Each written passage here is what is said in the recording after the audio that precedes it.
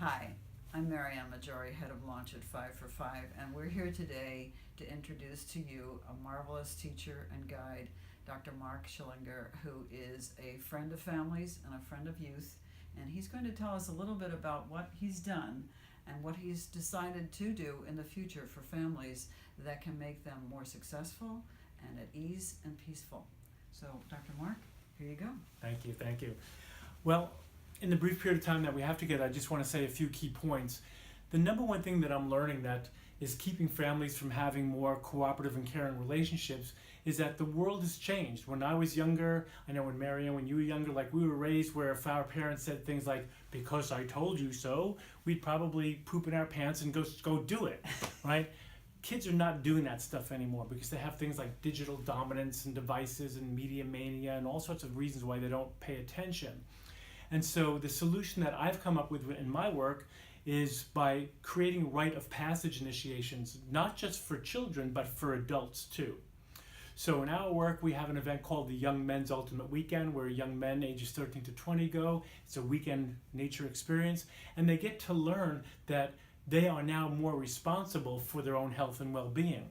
So they're challenged at the weekend. And when I say challenge, by the way, to you as parents, it doesn't mean yelling or screaming. It means knowing how to activate their natural, innate, biological wisdom to really want to be successful. So our volunteers are expert at doing this kind of work. And so we train parents how to become expert at doing that.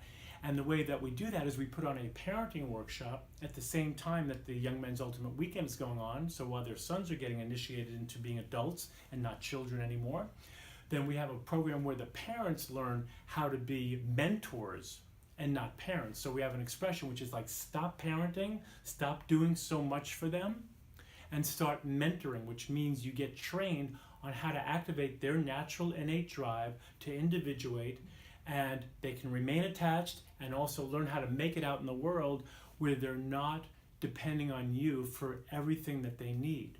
So rite of passage for parents and children is crucial. And I got a chance to travel the world, and I studied especially with one clan in Africa that I found fascinating, a Samburu clan, where I learned about rite of passage and how communities get along.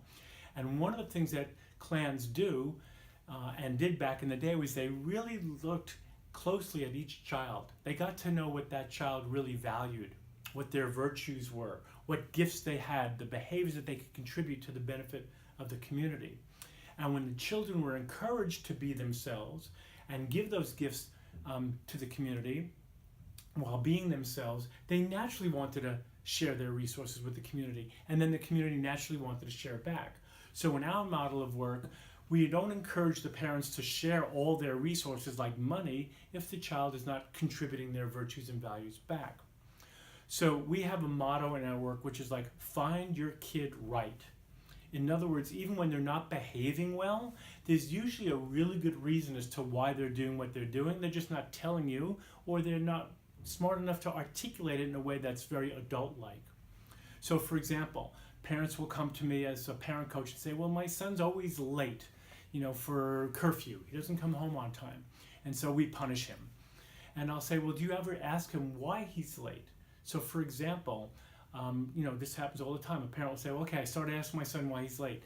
And young men will often say, well, I was late because I was hanging out with my friend. His parents were supposed to pick him up at a certain time so I could be home on time, but the parents were late and I didn't want to abandon him. I didn't want to leave him.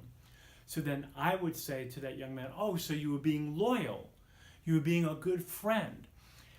By doing that, young people will then feel seen. They'll feel heard. Now, that doesn't mean that we're going to stop talking about a consequence or their need to be accountable for being late. We just want to find them right first. Just like in any relationship, if you come after me and I'm late and you say, honey, where were you? Or you were supposed to be home hours ago, like, I'm just going to contract. I'm not going to want to be in a relationship with you. Children are no different.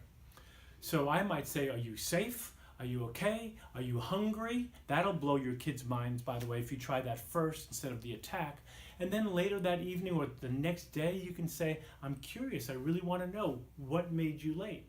Give them a chance to say their excuse, whether they're telling the truth or not. You can always find something right about it and honor them for being, let's say, loyal, and as you know, son, the agreement that we have is that you're going to be home at 11, and when you're not going to be on time, you need to call, and because you didn't call, we need you to be accountable for that. How do you want to account for that? In our work, we define the word accountability as owning what you should have done or not should have done without excuses. So parents and young people alike know that when they use the word accountability, it's just one sentence. There's no 10-minute psychological dialogue here that they're just going to tune you out to. And so once a young man hopefully gets accountable for what he did and you found him right, then if you have consequences in your system that are positive and directed towards developing their prefrontal cortex and their brain so they can really think about what they need to do better, then that's great. With responsibility, that's like the biggest issue that I hear from the parents that I coach. Like, my son is not responsible. So we define responsibility as doing things you like to do and don't like to do until completion. Because I hear all the time, well, my son doesn't, or when I'm mentoring young men, the young man might go, I don't want to do this, I don't like to do that. I listen carefully, I never interrupt, and then I'll just simply say something like, John, I hear you totally. I'm 64, I don't want to be working 45 hours a week. I wouldn't want to do this either. I'd rather be in my recording studio making music. And I've learned that I need to be responsible. So if I want to buy the clothes I'm wearing or drive the car that I'm driving, I need to do both. I need to have fun and take care of myself, and I need to be responsible, which means doing things I don't like to do sometimes so I can pay the bills. My job is to train you to never let go of having your fun, but you have to know how to focus and take good care of yourself. And to be a young adult means that you have to switch the priorities. Responsibility or fun comes second, focus comes first, fun comes second. So we use this model of virtues, which is a one-word quality like responsibility and accountability. We give it a one-sentence definition, like doing things you like to do or don't like to do until completion, so there's no long dialogue. And then we say, here's the behaviors that demonstrate that you're being responsible. And when you are more responsible, then you're sharing resources with us, mom and dad, and then we're much more likely to want to share resources back. And unless you share resources, because you're a teenager now, you're not a boy or a girl anymore, if you don't, then why would we want to share our resources with you? And that's where we start the dialogue from, more of a tribal wisdom perspective. It's all about we all need each other to make it in the world.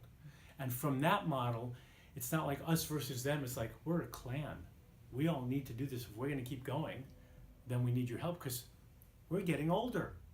We need to train you how to do this now, not like when you move out, now, so that when you move out, you're ready to go. And I really believe that's the most intense biological drive that we as parents have. I know I want to go to my deathbed knowing that I gave my best to my kids so that they can make it in the world. And I really do believe, after working with thousands of young men through the Young Men's Ultimate Weekend and coaching, that children want to be by their parents' side as they're dying, literally, knowing that they can let them go because they did give them their best and they're doing their best to make it. So I really feel like parents and children actually have the instincts to know how to get along well, but we're also focused on outer things way too much, like shopping and video games and all that stuff, that we're just not tapping into our instinctual abilities to get it right. So find each other right, take care of your children by finding them right, exploring what their values are, let them be themselves, and teach them how to make it in the world at the same time. And then they'll never leave you. And then you are attached all the time because you learned how to let them go. And one last thing I'll say, when I coach parents whose kids are teens, they have a deeper sadness that they don't always articulate, which is that they're afraid to let them go. Like they've become their primary cause in life. And they're nervous about letting them go. And that's where I know for me, it's my background as a personal coach and life coach is then the game becomes, how do I help the parents remember who they are? What are their real innate virtues, not just their parenting virtues, but who are they? How do they start bringing that back into their lifestyle so that they can be self-fulfilled and happy and live a meaningful life? They've done their job, they've launched their child.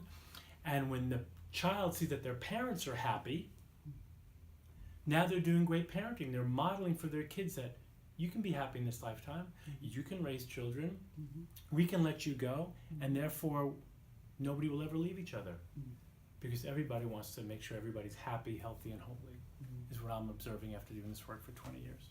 Thank you. Can you tell us how we reach you? If people want to learn more about what I'm doing, there's 2 websites that they can go to. For more information about the Young Men's Ultimate Weekend, this modern, non-religious wilderness rite of passage event for young men, which I started for my son, by the way. So this is an event for people like our sons. Sometimes people go, oh, it's so great that you started this inner city youth program. It's like, no, this is for people right here in the Bay Area with regular kids. So then they can go to info@ymuw.org, right? Or they can contact the work that I'm doing in coaching parents and parenting workshops that I lead, and that would be info@challengingteenagesons.com. That number is 415-785-8818. And I really welcome inquiry. I love to speak to parents. I love family. I had great parents. My brothers, my sister were all super close. All the nephews and nieces are close. I love family. I love helping families. Wonderful. Thank you for your work. You're welcome. Thank you for what you're doing too. Mark Schillinger, everybody, get in touch. Thank you.